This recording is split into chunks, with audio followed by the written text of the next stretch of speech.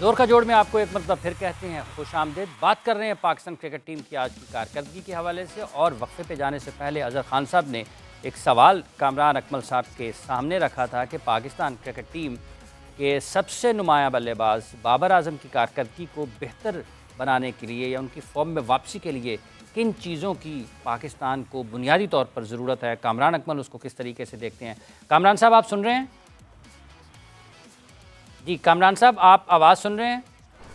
जी जी आवाज़ आ रही है जी। अब कामरान, ये जो अजहर खान साहब ने एक वक्फा लेने की बात की है बाबर आजम की मौजूदा कारकर्दगी को देखते हुए और इतने प्रेशर को देखते हुए, आपको लगता है कि ये बेहतर हो सकता है या उनके लिए मददगार साबित हो सकता है फॉर्म में वापसी के लिए, अपने पुराने बाबर आजम की कारकर्दगी दिखाने के लिए?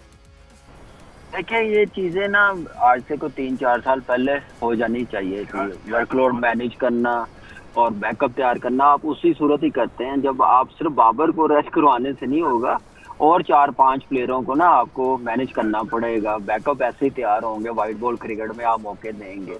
तो इंशाल्लाह ये पॉलिसी बिल्कुल बनाई हुई है। और आपने अभी देखा होगा T20 टीम अनाउंस की है, उसमें काफ़ी नए प्लेयर्स आए हैं जो डोमेस्टिक के परफॉर्मर है, और कोशिश भी यही है। देखें, बाबर हो गया, शाहीन हो गया, हारिस रऊफ हो गया, शादाब हो गया, रजवान हो गया, उसके बाद आप देखें कि इनके बगैर टीम कंप्लीट नहीं होती। तो ये तो हमारे मेन प्लेयर ऑटोमेटिक ये चॉइस है हमारी। कोई भी बड़ी टीम आती है या बड़ा इवेंट आता है तो बाकी जो टीमें आएंगी ना, तो उनके मुतालिक आप ज़रूर ये देखेंगे रोटेशन पॉलिसी चलेगी।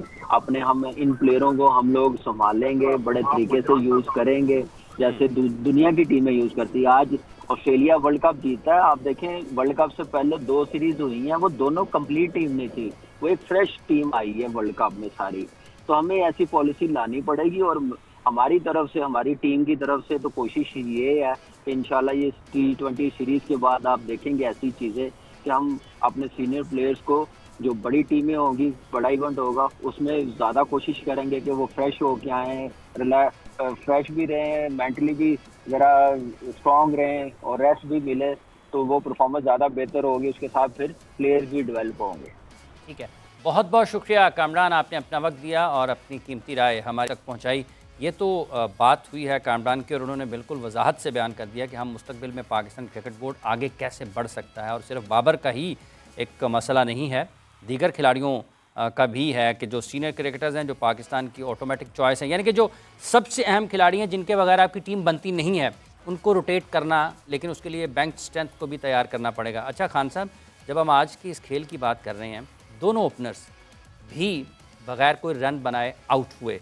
शान मसूद अच्छा स्टार्ट, गेंद अच्छा बैट पे आ रहा है, टच में अच्छे हैं, लेकिन 30 को 60, 60 को 90, 90 को 120 में भी तो बदलना है ना। नहीं, अब तब जो दोनों ओपनर्स आउट हुए ना, अगर आप देखें तो ओपनर्स के लिए ना there is no doubt about that कि आपका पॉजिटिविटी आपके जहन में होनी चाहिए कि आप कितना बॉल को हिट करते हैं, कितना तेज़ खेलते हैं, कितने आपके जो रन ऑन बोर्ड हैं वो कितनी जल्दी होती हैं। मगर ओपनर्स का जो रोल है ना, टोटली डिफरेंट होता है जो नंबर 5 या नंबर 6 या नंबर 7 वाला होता है। आपको अपनी ऑफ स्टंप का पता होना चाहिए कि अगर नया गेंद है वो स्विंग भी होगा, सीम भी होगा, बाउंस भी होगा, उसमें पेस भी होगी।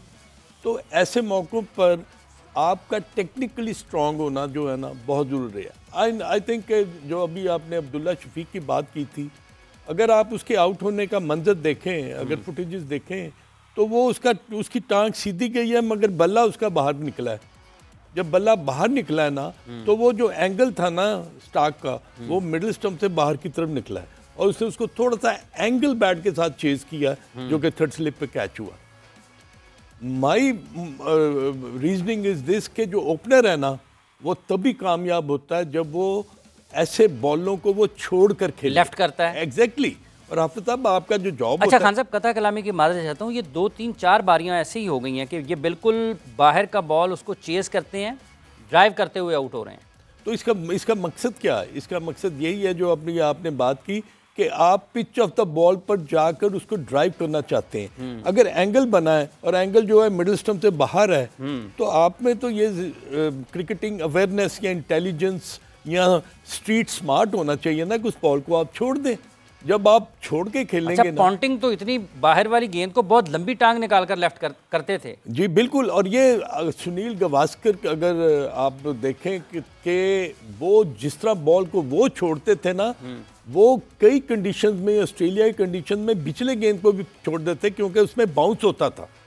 तो that ball doesn't hit your stumps. नीचे उसने स्टंप्स को तो लगना ही लगना नहीं है, इसने ऊपर ही जाना है, फ्लाई करना है। एग्जैक्टली। तो उसमें अगर आप ऐसे, तो फिर बड़ी समझ की बात है ना, और इत्मीनान की भी बात है। अगर आप ऐसे ओपनर हैं और आपको पता है कि मेरी जो लाइन है, वो बॉलर की जो लाइन है, उसको मैंने न्यूलिफाई किस तरह करना है, हैंडल किस तरह करना है, टैकल किस तरह करना है, वो तभी आप करेंगे जब आपको अपनी ऑफ स्टंप का बहुत अच्छी तरह अंदाजा होगा। If you keep on leaving the ball outside the off stump, आप यकीन कीजिएगा कि बॉलर फिर आपके जो स्ट्रॉन्गर जोन है ना, उस पर आकर फिर वो बॉल करेगा। तो मेरा ख्याल है कि बाबर आजम जो आउट हुए हैं वो भी ऑब्वियसली उनको जो उनके जोन में जब बॉल मिले तो उन्होंने 3 जो ड्राइव्स मारी है ना, इतने खूबसूरत शॉट थे कि उन्होंने 4 रन हासिल किए। मगर जब ball with in the stumps pitch हुआ और अंदर की तरफ आया और वो LBW हुए, तो मेरा यही ख्याल है कि दोनों ओपनर्स के लिए बहुत ज़रूरी है कि they should know where their off stump is. Shan Masood हाफिज साहब, आप बड़ा ही एक इम्पॉर्टेंट बात कर रहे हैं। मैं मतलब I was little scared and worried about him कि ये हमेशा 35, 40, 50 जो हैं ये नहीं होंगे। Sometime you are going to struggle to even आप 10 के अंदर भी आउट होंगे। Exactly 10 run. ये अभी ये वाले रन्स उस वक्त आपको काम आएंगे। यही होता है कि एक अच्छा प्लेयर जब अपने 20-25 कर लेता है ना, तो उसके बाद वो फिर बॉलर या ऑपोजिशन का कहता है कि भाई अब मेरा अच्छा ही बॉल आउट करेगा, तो मुझे वैसे आउट नहीं कर सकते।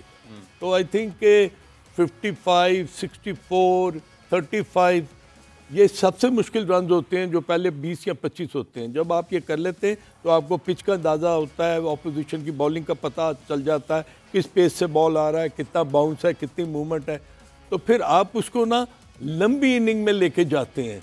ये मतलब जावेद मियांदाद ने बड़ा ज़बरदस्त कुछ बताया था कि अगर ऐसे मौक़ों पर आप आउट हो रहे हैं ना, तो अगर आप क्या करें, आप अपना 5 रन्स पर कॉन्सेंट्रेट करें, उसके बाद फिर लेग स्टंप ले लें, फिर 5 रन्स पर आप कॉन्सेंट्रेट करें, फिर लेग स्टंप ले। आपका माइंड ये नहीं होगा मैंने 30 कर लिया, मैंने 40 कर लिया, मैंने 50 कर लिया। रिफ्रेश करते रहे अपने आप को। एग्जैक्टली यही बड़े प्लेयर की मैं अभी आया हूँ फिर खेल रहा हूँ, अभी आया हूँ फिर खेल रहा हूँ। 5 रन के बाद मैंने फिर गार्ड ले लिया, अब मैंने 5 रन के लिए खेलना है। मैंने 50 के लिए नहीं खेलना, मैंने 40 के लिए नहीं खेलना, मैंने 5 रन करने हैं। जब आप इस तरह एक्यूमुलेट करते जाते हैं, 5 करेंगे तो आपका तो 100 हो गया। तो आपको पता भी नहीं चलेगा कि you have occupied the crease for such a period of time, और आप उसको बड़े उम्दा और बड़े आसान तरीके के साथ ना आप लंबी इनिंग्स की तरफ जा रहे हैं। इसका मतलब यह है कि शान को इस मौके से फ़ायदा उठाना चाहिए। आपको लगता है कि ये जो एक इंटेंट या पॉजिटिव या स्ट्राइक रेट वाली क्रिकेट है, वो कहीं ना कहीं हावी हो रही है उनके खेल के ऊपर, और एक ऐसे वक्त में कि जब वो 30, 35, 40 बड़ा अच्छा कर रहे हैं, तो वो उसी एक बहाव में है, बहे चले जा रहे हैं कि नहीं मैंने शॉट्स खेलते ही रहना है, शॉट्स खेलते ही रहना है। पिछले टेस्ट